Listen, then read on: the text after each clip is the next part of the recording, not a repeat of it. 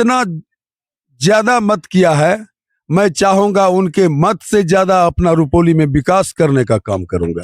मैं दावे के साथ कहना चाहूंगा, माननीय मुख्यमंत्री जी और प्रधानमंत्री जी का जो बिहार के प्रति खुला खजाना है, मैं रुपौली की मतदाताओं से, रुपौली क्षेत्र वासियों से साफ साफ कहना चाहूंगा, रुपौली के जरूरतमंद हर एक कामों को करने के लिए मैं किसी कसर को नहीं छोड़ूंगा, इतना विश्वास दिलाता हूं।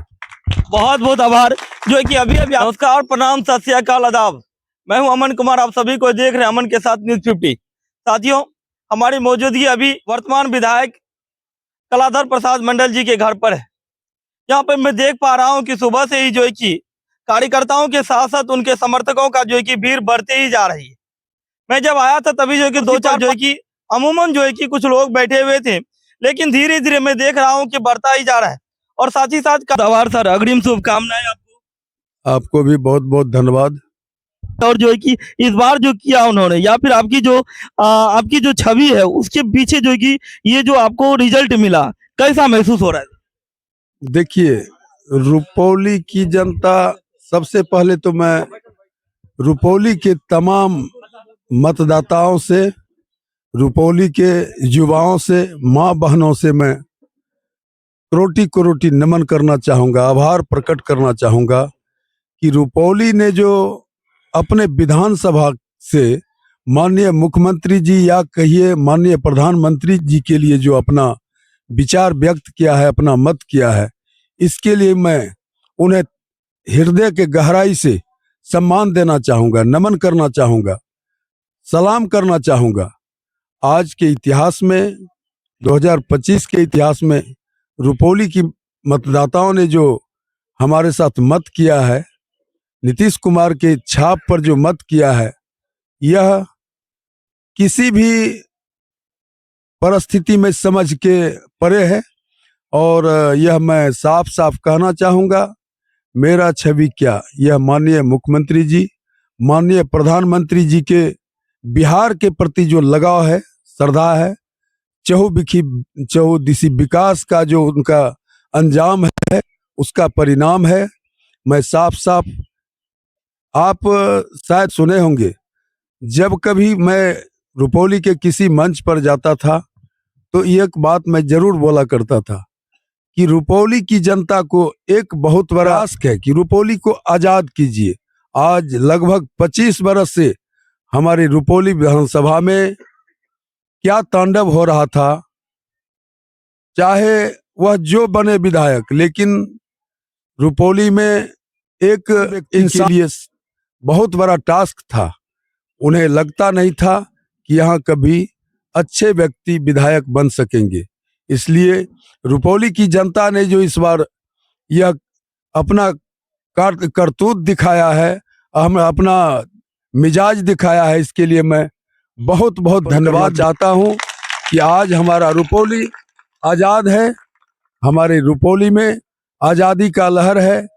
हर एक युवा पर यह निश्चित रूप से निकल रहा है कि आज हम लोग अच्छे विचार से अच्छा अंजाम दिए हैं और हमारे रुपौली का विकास होगा। मैं दावे के साथ कहना चाहूँगा, माननीय मुख्यमंत्री जी और प्रधानमंत्री जी का जो बिहार के प्रति खुला खजाना है, मैं रुपौली की मतदाताओं से, रुपौली से साफ साफ कहना चाहूँगा, रुपौली के जरूरतमंद हर एक कामों को करने के लिए मैं किसी कसर को नहीं छोड़ूंगा, इतना विश्वास दिलाता हूँ।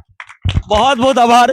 जो है कि अभी आप ज्यादा मत किया है, मैं चाहूंगा उनके मत से ज्यादा अपना रुपौली में विकास करने का काम करूंगा। देखा कि इन्होंने कहा कि रुपौली ही नहीं, बिहार के जो मुखिया है या फिर देश के जो मुखिया है, उन्होंने जो चौमुखी विकास किए हैं, उन चौमुखी विकास का श्रेय उन्होंने जो है कि सबसे पहले तो माननीय प्रधानमंत्री श्री नरेंद्र मोदी जी को देने का प्रयास किया। उनके बाद बिहार के जो मुखिया श्री नीतीश कुमार जी हैं, उनको देने का प्रयास किए। और बहुत अच्छी बात इन्होंने कहा कि जो भी चीजें रुपौली विधानसभा क्षेत्र के विकास के लिए हो, चौमुखी विकास करने का प्रयास करूंगा। यही ना सर? जी हाँ, बिल्कुल। मैं सतत, जिस तरह रुपौली के मतदाताओं ने हमें, क्या कहा जाए, इतना ज्यादा मत किया है, मैं चाहूंगा उनके मत से ज्यादा अपना रुपौली में विकास करने का काम करूंगा। ताकि हमारी रुपौली की जनता निश्चित रूप से संतुष्ट हो जाए कि हमने जो किया उसका परिणाम हमें मिल रहा है। साथियों, मैं आप सबों को बता दूं, कहते हैं सदियों से सुगबुगी राख अब जग जग उठी है, और इसी बीच जनता जो है कि सबको पहचान चुके हैं कौन किस रूप में किस तरह से है। चाहे आप किसी भी स्तर से कोई भी जो है कि हथकंडा अपना ले, लेकिन अब मत जो है कि जनता के हाथों में। यही लोकतंत्र की सबसे बड़ी और अच्छे खासी परिचय होता है कि जब लोकतंत्र में अपना लोकमत देने का अधिकार आता है, तो यहाँ पर आज इस चीज को साबित कर दिखाया जनता ने कि किस तरह से जो है कि 73,000 तकरीबन, ये बहुत बड़ी जो है कि जीत है। 73,000 वोट से जो है कि जीतने का प्रयास किया। सर, कुछ समस्या है जो है कि जनता, क्या वो समस्या जो रिंग बांध है या फिर अन्य अन्य कोई समस्या है जो डिग्री कॉलेज आदि तमाम चीजें, उसको लेकर क्या कहेंगे? देखिए, जहां तक आपने डिग्री कॉलेज का चर्चा किया, माननीय मुख्यमंत्री जी बिहार के प्रत्येक प्रखंड में डिग्री कॉलेज बनाने के लिए घोषणा कर दिए हैं। उस पर काम भी चल रहा है, और जहां कहीं जमीन का समस्या है तो उसका निदान किया जा रहा है। यह समस्या अब नहीं बच चुका है, उसके लिए कुछ सोचना नहीं है। जो समुचित जगह होगा वहां बनाया जाएगा। और आपने एक बहुत बड़ा चीज बताया कि रुपौली विधानसभा में लगभग 10 से 11 पंचायत बाढ़ के त्रासदी से परेशान रहते हैं। जी जी जी। काफी लोग, हमें लगता है कि प्रत्येक वर्ष वहां काफी जोरदार बाढ़ आता है, लोग त्रस्त हो जाते हैं, जान माल फसल सभी का परेशानी होता है, सभी बर्बाद होता है। तो उस 10 से 11 पंचायत के लोग बाढ़ के कारण विकास में बाधित होते हैं। तो मैं इस बात को भली भांति समझ रहा हूँ। लगभग 3-4 वर्ष से हम रुपौली विधानसभा के हर कोने में घूमने का काम किया है। हमें हर एक परेशानी का अनुभूति है, कहाँ क्या जरूरत है। तो उसमें आपका यह जो है रिंग बांध वाला मामला बहुत ही अहम स्थान रखता है, और मैंने इसके पहले भी प्रदेश में इस बात को रखा है कि प्रत्येक साल जो जनता बाढ़ के बाद रिलीफ के लिए मुहताज होती है, एक बार ही वहां का काम कर दिया जाए, कि कोसी नदी के किनारे यह रिंग बांध बन जाए, तो यह 10-12 पंचायत की जनता हमारे साथ कभी रिलीफ के लिए मुहताज नहीं होगी। लोग स्वयं मेहनती हैं, कर्मठ हैं, उपजा कर मेहनत करके आगे बढ़ने का काम करेंगे। इसलिए मैं कहना चाहूंगा, चाहे मुख्यमंत्री हो, प्रधानमंत्री हो, जहां तक हमें जाना पड़ेगा, मेहनत करके उस रिंग बांध को बनवाने का काम करूंगा। यह मेरा ललक है, आशा है और उम्मीद है। सबसे बड़ी बात कहने का प्रयास किए कि आज जो जनता रिलीफ के जो है कि भरोसे प्रत्येक साल जो है कि अपने परेशानी को जो है कि लेकर के आगे बढ़ते हैं, क्यों नहीं उसी को जो है उसी का समाधान किया जाए। बहुत बड़ी बात कहने का प्रयास किए। सर, 2-3 बातें और है। अभी भी ये देखा जा रहा है कि जो सुदूर क्षेत्र का स्कूली व्यवस्था है, आप एज ए टीचर हैं सर, इस चीज को आप भली भांति समझ रहे होंगे। अभी जो है कि स्कूली व्यवस्था में जो है कि कुछ उतार चढ़ाव है, इनके लिए जो है कि प्राथमिकता आपकी क्या रहेगी?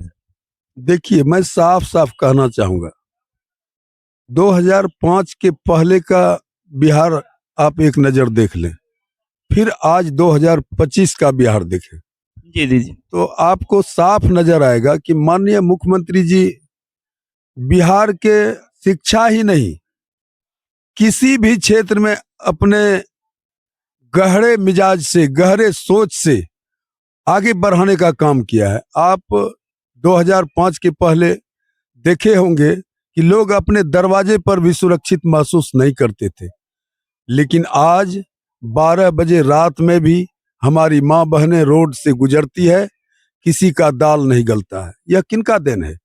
यह माननीय मुख्यमंत्री जी नीतीश कुमार का देन है। पहला उपलब्धि उनका है बिहार में सुशासन कायम करना। लोग अमन चैन से कमाते हैं, खाते हैं, बाल बच्चे को पढ़ाते हैं। बात बची रुपौली में शिक्षा के संबंध में, रुपौली नहीं पूरे बिहार में हमें लगता है कि याद दिलाना चाहता हूं मैं आपको, जिस समय हम लोग पढ़ा करते थे तो कंधे पर बांस घर से लाकर विद्यालय का टट्टी या घर बनाने का काम करते थे। शिक्षक छात्र मिलकर घर बनाते थे, घेराबंदी करते थे। लेकिन आज माननीय मुख्यमंत्री जी ने बिहार के किसी भी विद्यालय में उतना अच्छा और उतने संख्या में भवन बनाने का काम किए हैं कि हमें लगता है अगला पीढ़ी तक वहाँ बच्चों को दिक्कत नहीं होगा।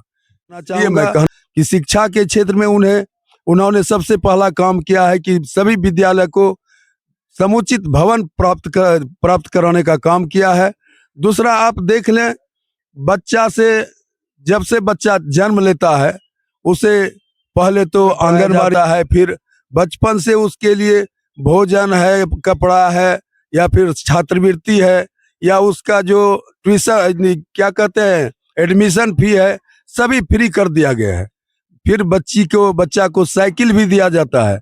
जो 10वां पास करता है उसे 25,000, जो इंटर पास करता है उसको 10,000, और इंटर वाले को 25,000, फिर ग्रेजुएशन वाले 50,000 रुपया देने का काम करते हैं। तो निश्चित रूप से माननीय मुख्यमंत्री जी के दिमाग में यह बात रात दिन लगा हुआ है।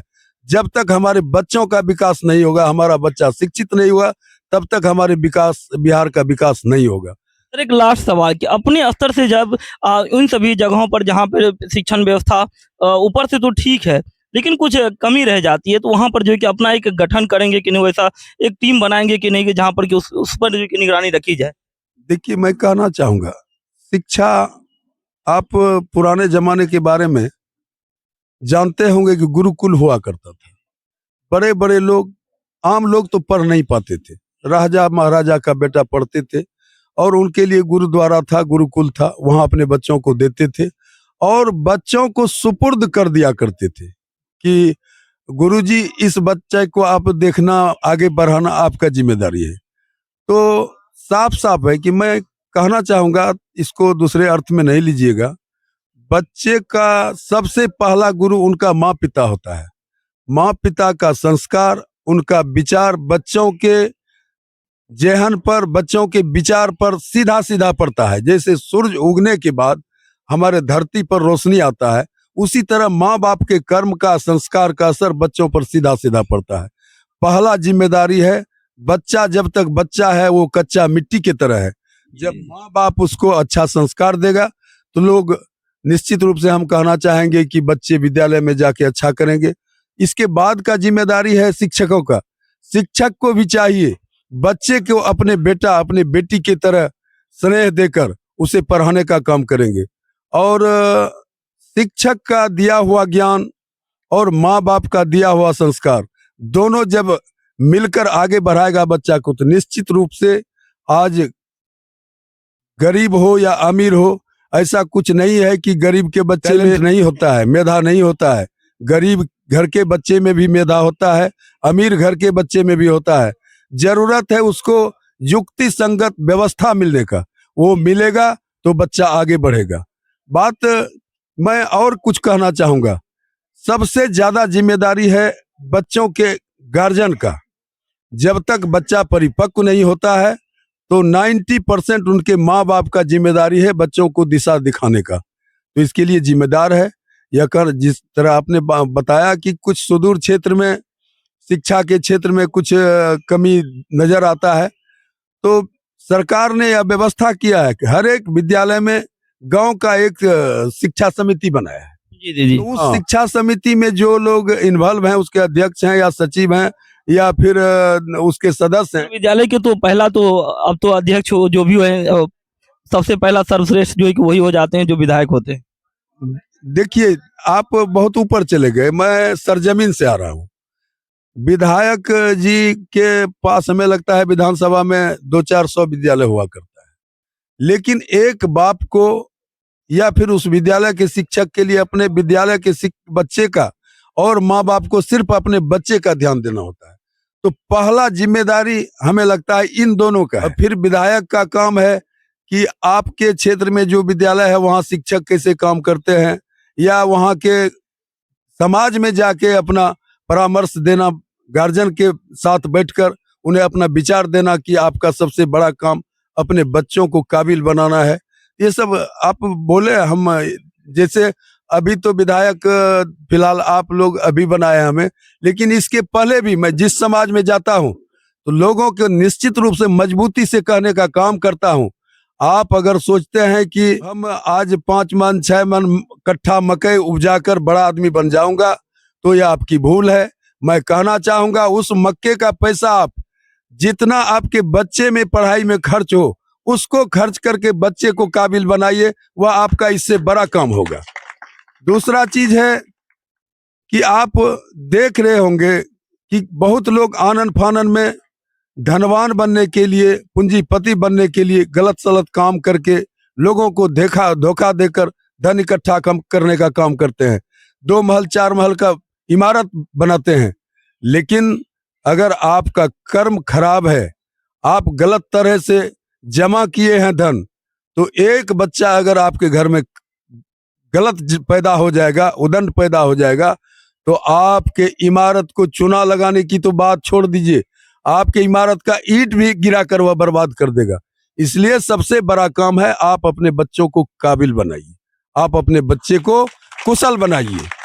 बहुत बहुत आभार। आप अभी सुन रहे थे गुरुदेव कलाधर मंडल जी को, आप अभी सुन रहे थे समाज सेवी कलाधर मंडल जी को, आप अभी सुन रहे थे वैसे शख्सियत को जिन्होंने कि समाज के बच्चों के लिए सबसे बड़ी बात कहने का प्रयास किए। आप अभी सुन रहे थे विधायक श्री कलाधर मंडल जी को। नमस्कार साथियों, मिलते हैं आप सबों से फिर से अगले वीडियो के साथ। धन्यवाद।